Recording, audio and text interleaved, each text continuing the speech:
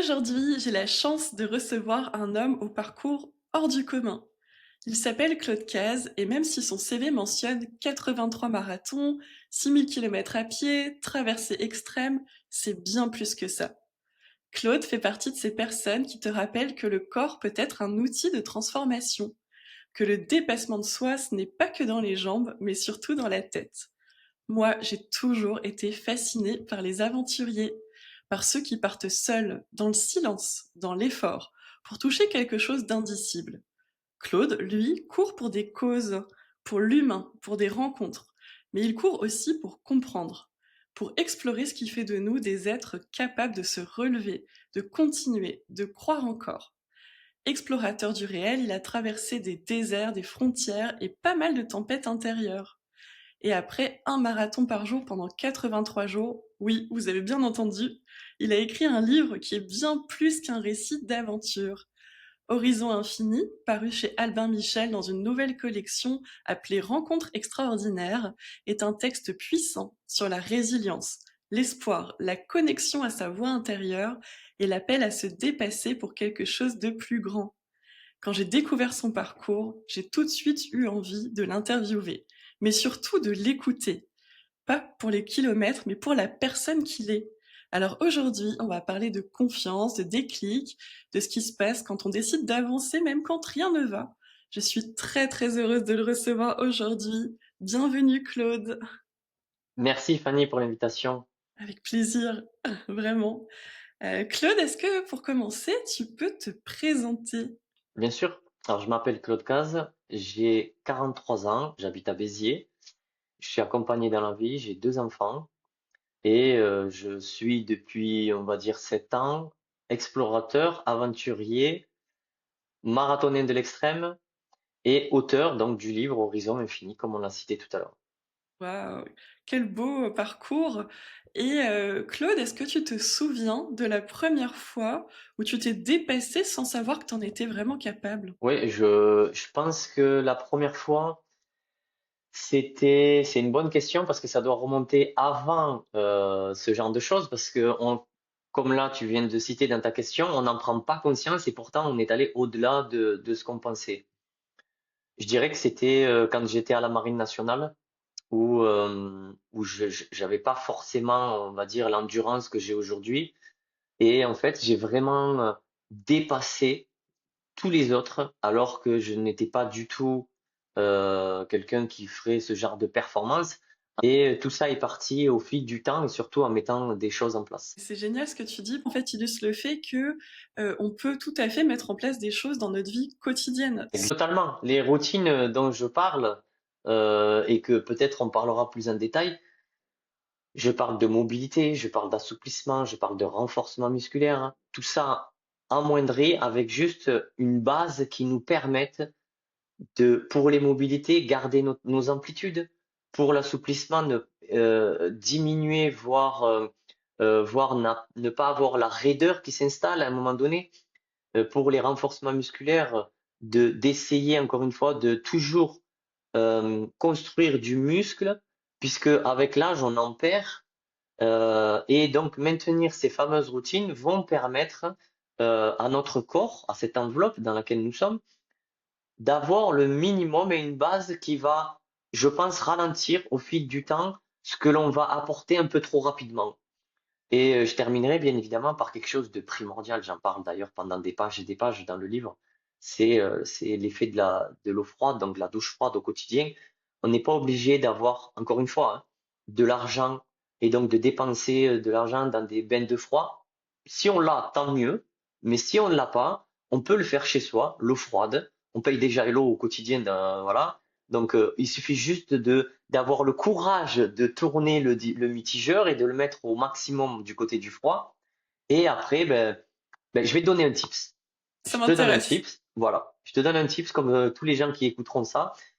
Là, si je te disais qu'en frottant les mains, tu vas réchauffer, tu vas sentir un réchauffement. On est Oui, d'accord? complètement. Bon. Eh ben, imagine que à chaque fois que tu vas passer l'eau froide sur ton corps, ben, tu vas en fait faire un frottement de ta main opposée sur le membre que tu vas vouloir arroser d'eau froide.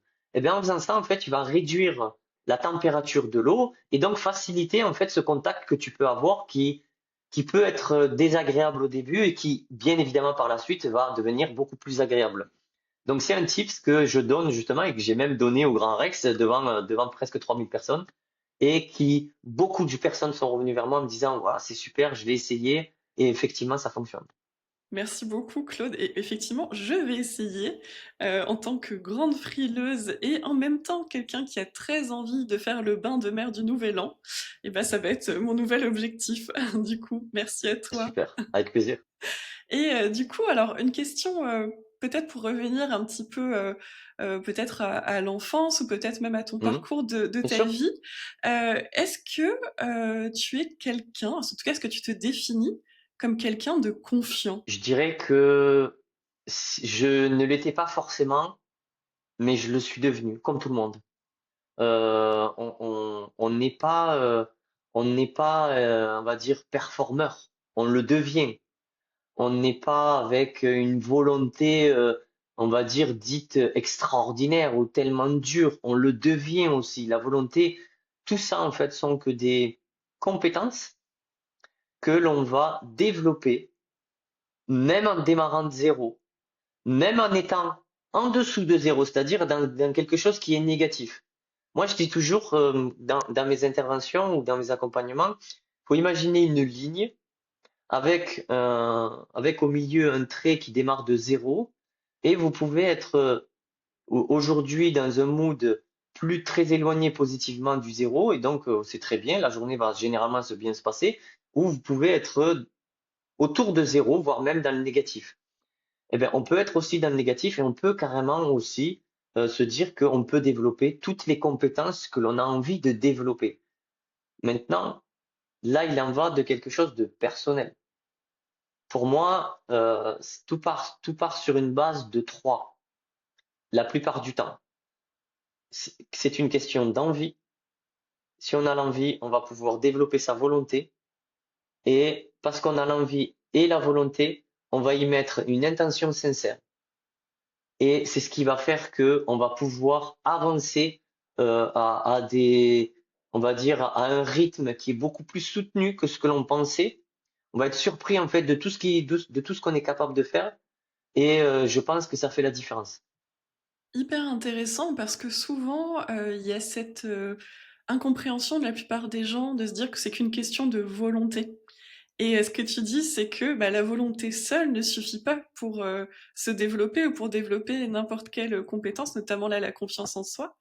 Et c'est hyper important aussi ce que tu précises, que tout s'apprend finalement, quand il y a, ces 3 éléments, et que c'est très porteur d'espoir peut-être pour les personnes qui nous écoutent et qui se disent: «Ah bah, je pars de moins de 0, j'ai pas confiance en moi», ça veut dire qu'elles sont pas condamnées à rester comme ça toute leur vie. Je vais même plus loin, si tu me le permets. Bien sûr. Le plus difficile, c'est de se dire, OK, je sors de mon confort Mmh. pour justement, en fait, devoir aller faire quelque chose qui me plaît, qui me rendrait heureux, mais j'ai peur de cet inconfort que je vais traverser pour pouvoir y arriver. Et ça c'est aussi une des choses que j'essaye de transmettre, et je le dis dans les livres.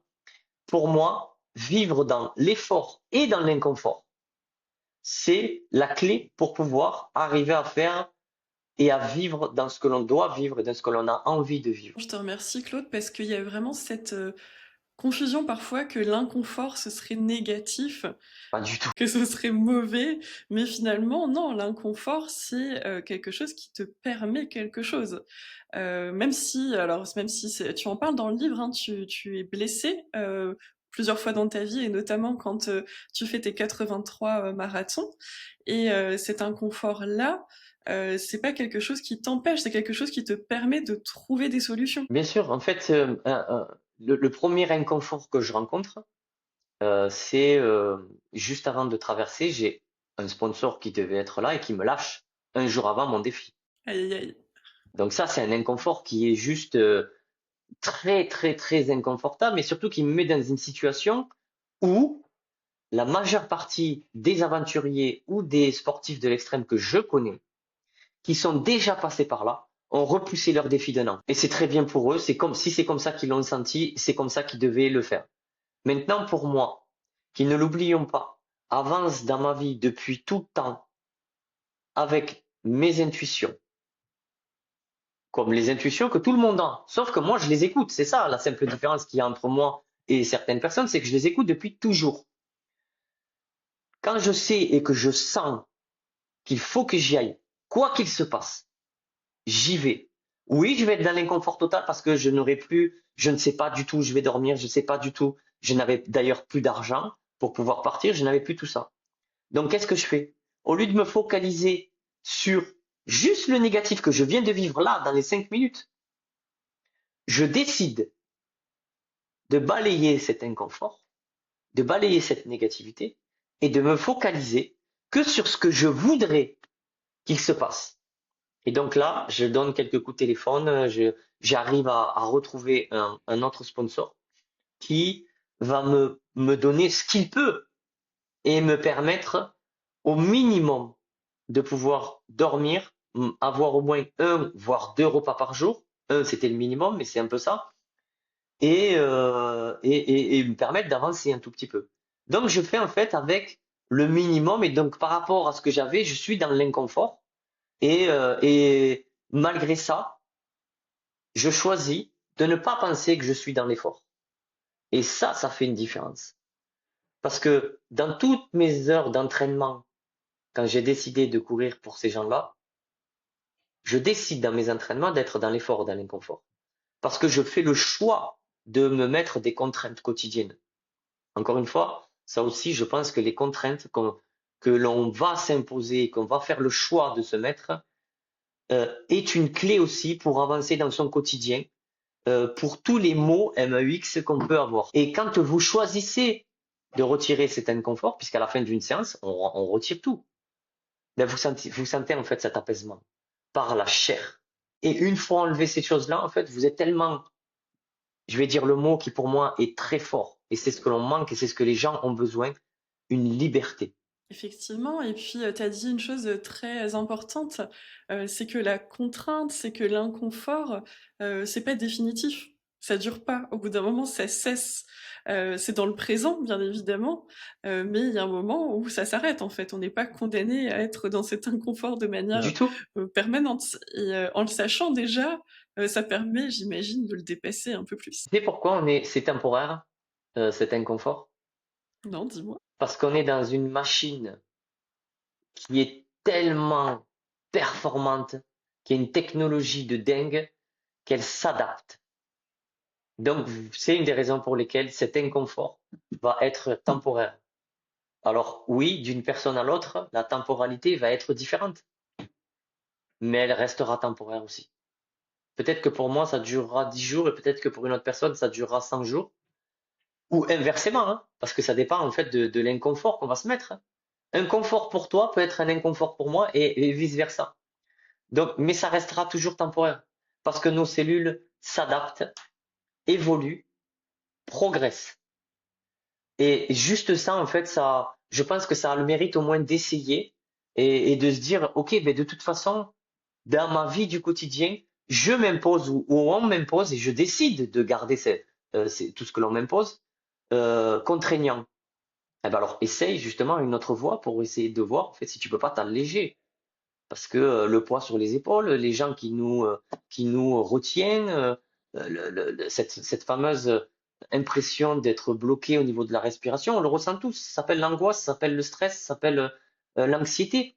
Et tous ces mécanismes et tous ces outils que j'utilise moi dans mon quotidien permettent justement de contrecarrer dans un sens et en même temps de s'habituer pour que quand ça arrive, en fait, vous le prenez avec légèreté.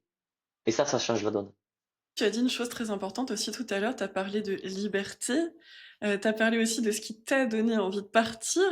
Moi, je sais que ce qui te met en mouvement, ça va au-delà de la performance. Est-ce que tu peux dire, du coup, aux auditeurs et aux auditrices du podcast, qu'est-ce qui te donne envie de faire tout ça? Pendant un temps, euh, d'un certain âge, avant que je fasse ce que je fais aujourd'hui, depuis ces 7 dernières années, ce qui me donnait envie d'avancer, c'était l'inconnu. Malgré que l'inconnu fait peur. Mais l'inconnu de tout, hein. L'inconnu de l'endroit, l'inconnu d'un environnement, l'inconnu des personnes, l'inconnu d'un déménagement, de est-ce que je vais partir. En fait, l'inconnu en général fait peur. Parce qu'en fait, on ne sait pas. Encore une fois, c'est être dans un confort que l'on pense être le meilleur pour nous, alors qu'il y a certainement mieux ailleurs.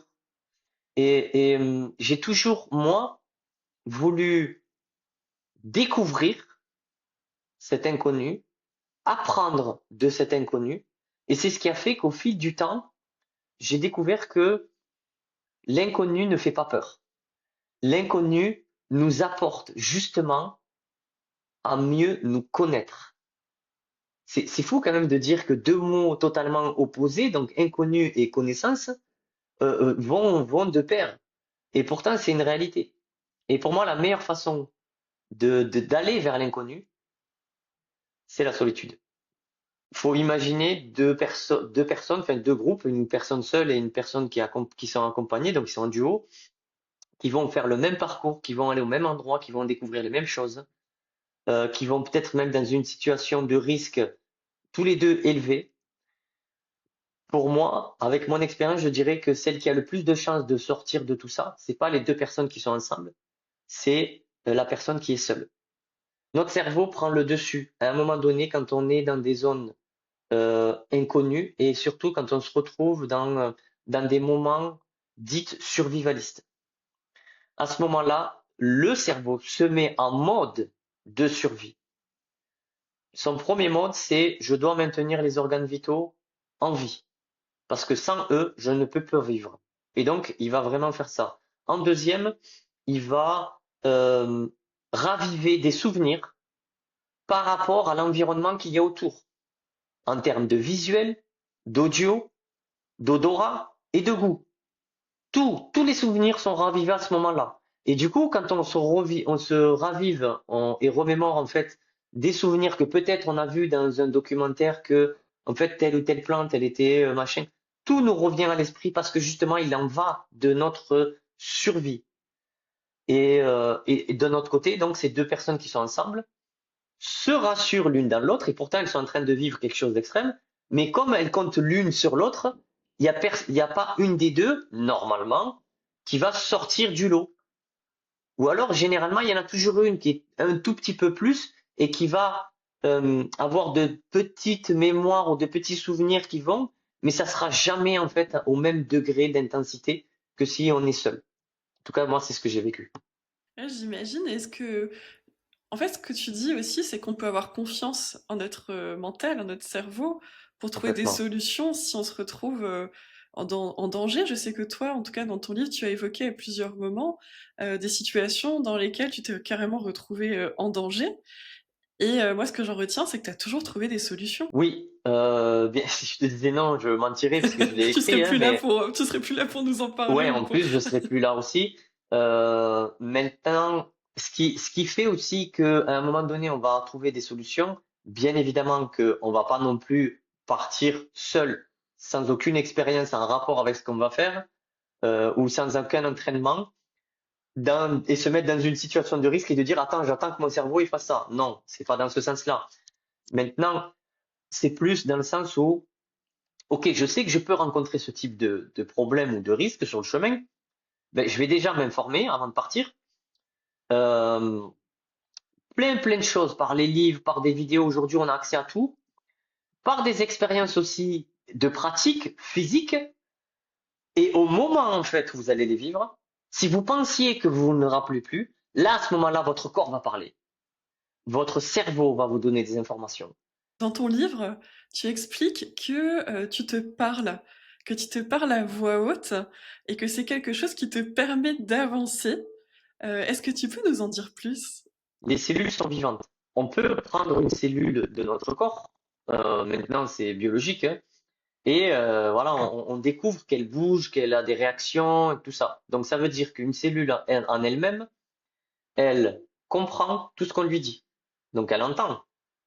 Moi, je les imagine comme des mini-moi. Tous les mini-moi, donc chaque cellule qui sont des mini-moi, je les imagine en fait se tenir la main ou se tenir le bras. Et donc après, elles vont former un organe, elles vont former, voilà, bon. Et comme ce sont des mini-moi, Ben, elles entendent, elles parlent, elles comprennent. Ça, c'est important qu'elles comprennent. Elles mémorisent, elles s'adaptent, elles évoluent.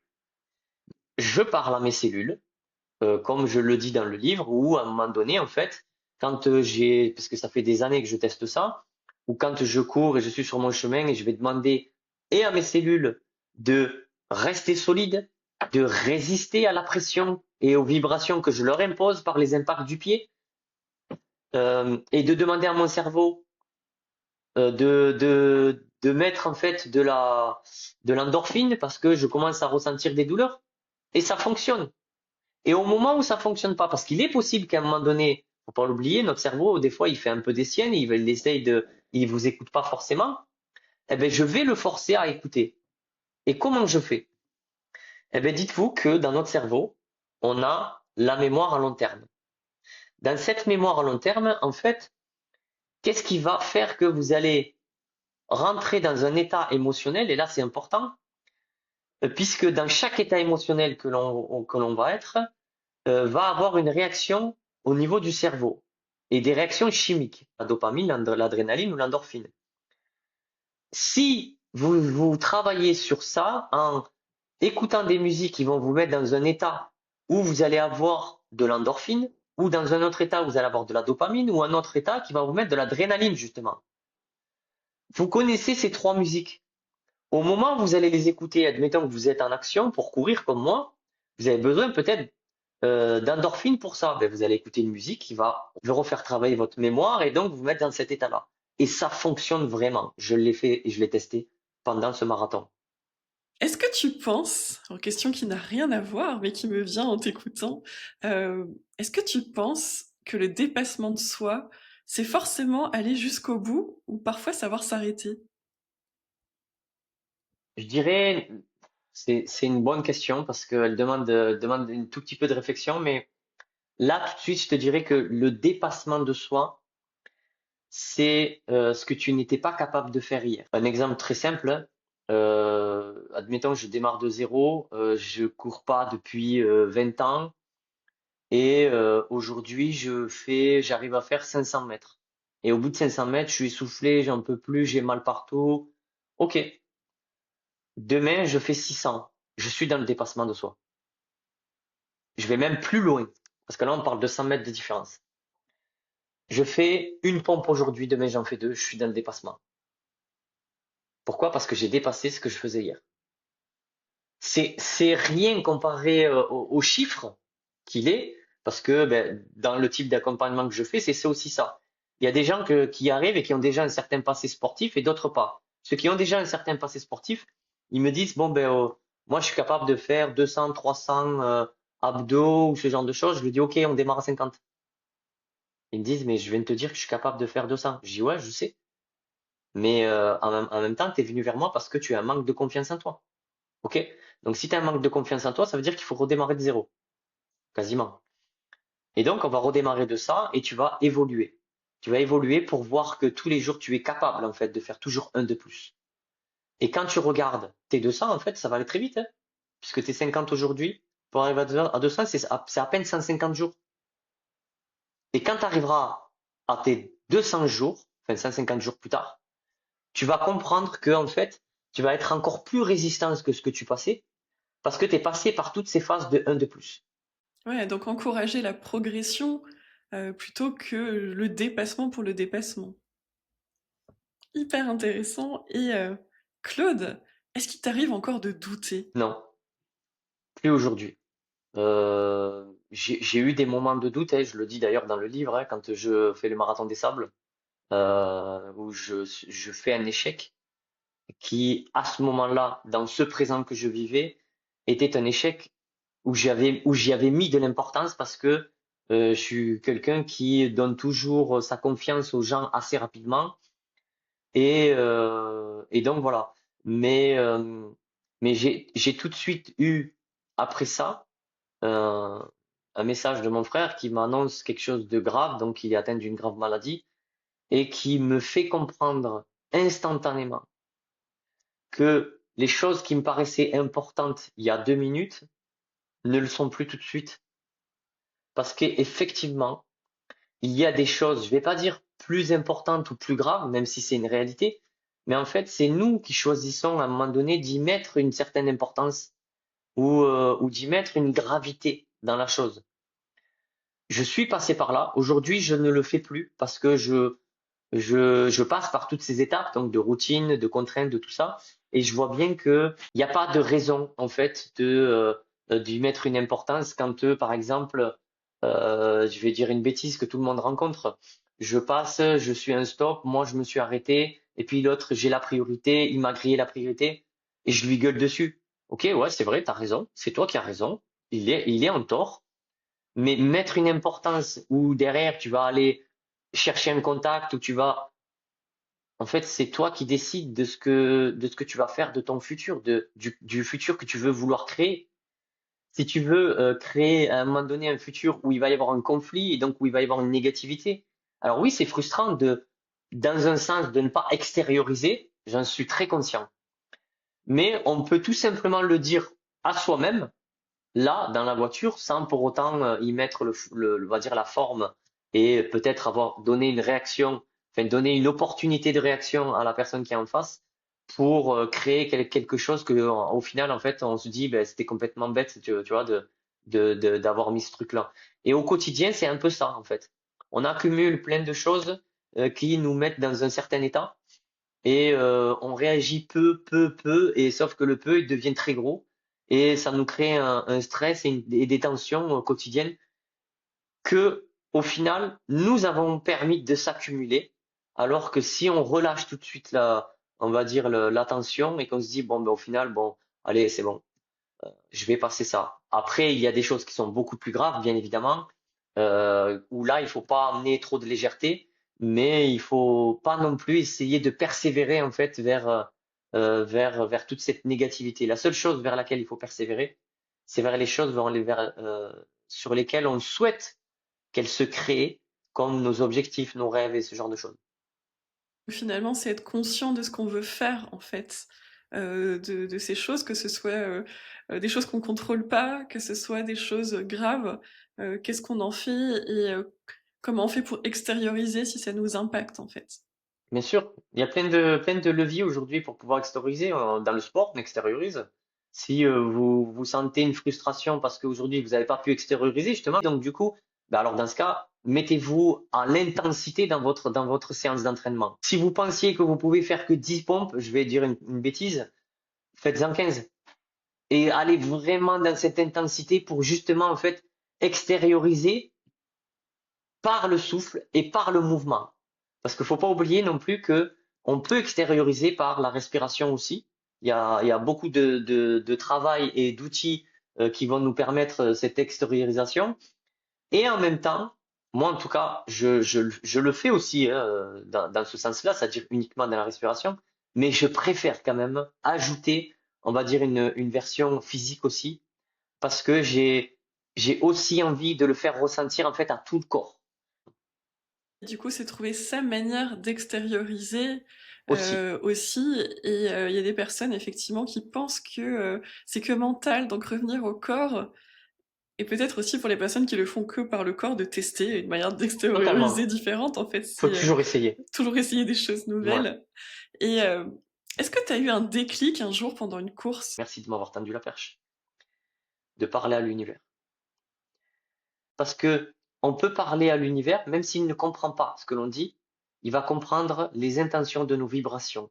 Elles seront soit positives, soit négatives. Et donc, quand on envoie en fait ces intentions, ces vibrations au travers de l'univers, moi je le considère comme un grand miroir. C'est un peu les miroirs de soi. Sauf que il va décupler nos intentions. Selon l'intensité que l'on met, elle va être beaucoup plus grande quand elle va revenir et elle va arriver beaucoup plus rapidement si l'intensité et la foi qu'on y met est vraiment très intense. Et du coup, c'est comme quand je dis par exemple à mes enfants, est-ce que tu as mal? Et qu'il ne me répond pas. Et s'il me dit pas s'il a une douleur, en fait, je ne sais pas qu'il a mal et du coup, je ne peux pas l'aider ou dans ce genre de choses. Par contre, quand lui Mon fils, par exemple, me dit, papa, j'ai mal. Comme moi, quand je vais parler à l'univers en disant, ben, j'aimerais vous, ces choses-là arriver, en fait, elles peuvent pas arriver puisque vous le demandez pas. Donc, et malheureusement, la plupart des gens, c'est pour ça que je dis malheureusement parce que la suite, elle est un peu triste, mais la plupart des gens vont utiliser ce levier, cette croyance, cette foi en quelque chose ou en quelqu'un, uniquement dans des moments de tristesse, de malheur, quand ils sont au pied du mur. Moi, j'ai envie de vous dire, vous n'êtes pas obligé d'attendre ces moments-là. En fait, vous pouvez les utiliser même dans le bonheur. Vous êtes dans le bonheur aujourd'hui, mais le bonheur, il sera comme pour le malheur. Tout est éphémère, c'est temporaire. On n'a pas un bonheur infini. C'est, je vis des jours, des mois, voire des années dans ça, et c'est très bien. Mais pour maintenir un bonheur, il faut aussi extérioriser. Extérioriser par le corps, par les cellules, par l'esprit, et aussi par la parole, via les autres êtres vivants et l'univers. Et tu parlais aussi d'intention positive, de pourquoi on fait les choses. Et il y a quelque chose qu'on n'a pas dit quand même de très important, c'est la raison pour laquelle tu as fait ces voyages. Parce que derrière, il y a quelque chose qui dit beaucoup de tes valeurs. Parce que tu l'as pas fait pour toi, tu l'as fait pour les autres. C'est quand même des projets humanitaires. Et ça porte ton message, ça porte tes valeurs, ça porte ce qui est important pour toi. Tu veux bien nous en parler? Bien sûr. En fait, i au début de ce que je faisais, je le faisais par ego et puis un jour, puisque j'ai commencé à me mettre sur les réseaux sociaux, j'ai eu mon premier commentaire négatif. Je dirais pas hater, je dirais vraiment un commentaire négatif, mais pertinent.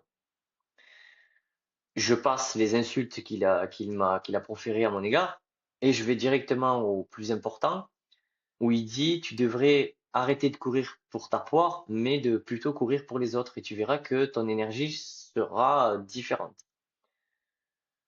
Comme j'avais jamais fait ça, bon, je me suis dit: «C'est encore quelqu'un qui dit des choses juste pour parler», mais j'ai quand même voulu, parce que je suis quelqu'un qui aime bien essayer et découvrir des choses, j'ai quand même voulu essayer. En pensant que par ego, je pensais que mon niveau, qui était vraiment très haut, hein, parce que j'arrivais vraiment à progresser énormément en très peu de temps, et je me suis dit, ok, j'essaye. Au moment où j'ai essayé, j'ai compris. Pour soi, on est fort, mais pour les autres, on l'est encore plus.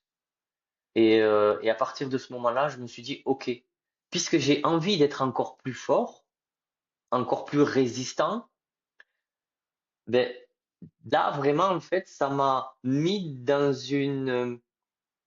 un contexte où je me suis dit, ok, tu as toujours voulu aider, ben là tu vas pouvoir le faire en fait dans tes actions concrètes. Et c'est pour ça qu'aujourd'hui, je ne veux plus passer à faire des choses uniquement pour moi, mais toujours pour des causes. Le prochain événement le plus proche, c'est la traversée de l'Irlande en courant.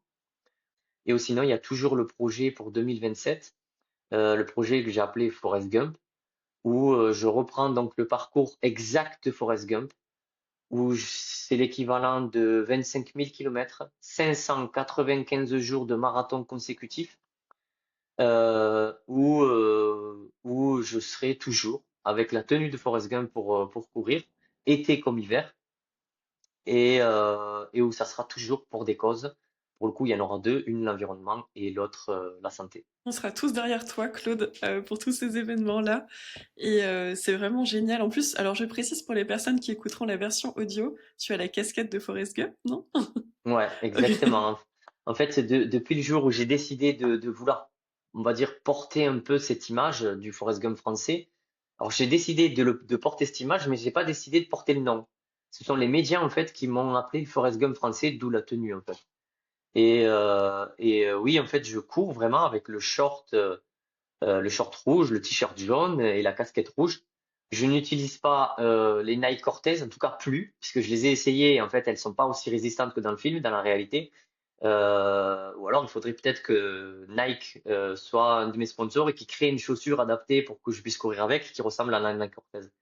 Mais dans la réalité, je les ai testées sur 4 marathons d'affilée et elles sont vite éteintes. Où j'ai pris après une autre marque avec laquelle j'ai traversé toute l'Europe avec la même paire de chaussures. 3486 kilomètres avec la même paire de chaussures, 83 marathons d'affilée. Incroyable. Ouais. Wow, alors tu les as réparés quand même. à plusieurs Oui, à deux moments. reprises, au 40e marathon et au 60e, il me semble. Mais la résistance, c'est important, effectivement. Mais pour finir, je pose toujours cette question. Si tu devais semer une graine dans le cœur de celles et ceux qui nous écoutent aujourd'hui, quel message, quelle graine t'as envie de semer en eux? Le premier mot qui me vient à l'esprit, bien évidemment, c'est l'espoir. Parce que pour moi, l'espoir, c'est ce qui permet de croire. Euh, Parce que quand, comme ces gens qui ont tout perdu le 6 février 2023, ils ont perdu espoir. Et j'aurais pas la prétention de dire que je me suis senti comme un héros à un moment donné, mais je voulais simplement en fait leur dire qu'il y avait au moins une famille en France, même si je pense que c'est plus, hein, mais leur dire que je les avais pas oubliés et leur montrer par justement ce défi était une preuve pour moi, et je pense même pour eux, de leur dire que non, ce ne sont pas des oubliés, comme malheureusement quand il y a une catastrophe, on en parle pendant 2 semaines, 3 semaines, un mois, et puis après on passe à une autre actualité. Et eux en avaient besoin, et c'est pour ça que je voulais ça. Donc l'espoir pour moi c'est super important. Et si tu me permets, je rajouterai juste une Bien toute sûr. petite chose. Je dirais que aujourd'hui, je pense que avec le temps, on oublie une chose primordiale qui nous a fait, qui a été une force quand on en était enfant, c'est justement l'enfance, l'enfant que l'on a été, pour deux raisons. L'insouciance de l'enfant et le fait de rêver, de toujours être créatif en termes d'imaginaire, et voir même les enfants visualisent des choses. Donc ça, c'est les deux choses pour moi, c'est ça, c'est toujours d'être un rêveur et cette fameuse insouciance. Insouciance pourquoi? Parce que un enfant que l'on va punir pour une raison X ou Y, parce il aura fauté ou machin, petite punition ou voilà. Une fois que la punition elle est terminée, il a oublié. Il va repartir jouer comme si de rien n'était. À l'inverse, un adulte qui subit une punition dans son travail ou dans son quotidien, en fait, il va en faire des caisses, il va garder ça, il va raconter cette histoire autour de lui. En fait, il va continuer à créer cette négativité. Donc, s'il vous plaît, redevenez à ces moments-là l'enfant que vous étiez, insouciant. Et la deuxième chose, c'est justement le fait de rêver. Parce que quand on est un enfant et qu'on rêve et qu'on machin, on n'a aucune limite. Aucune limite. Les enfants ont peur de rien.